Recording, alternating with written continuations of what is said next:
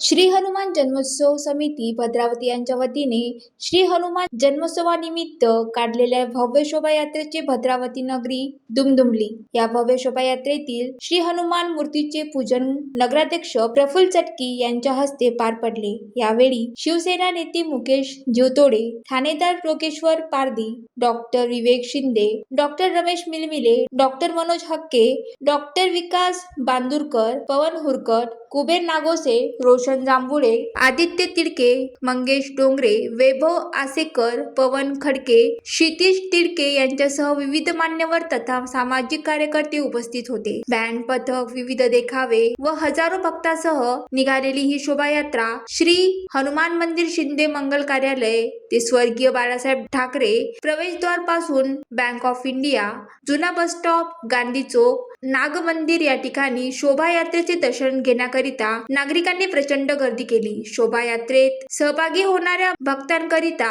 ठिकठिकाणी मसाला भात व सरबते वितरण करण्यात आले। या शोभायात्रेत पवन हुरकट, आदित्य तिडके, राजू गेनवार, संतोष तातेड, महेश डोंगरे, पवन खडके यांच्यासह श्री हनुमान जन्मोत्सव समितीचे पदाधिकारी, कार्यकारी सदस्य तथा नागरिक मोठ्या संख्येने उपस्थित होते। ज्वालादीप न्यूज करिता सुनील देदावार, भद्रावती।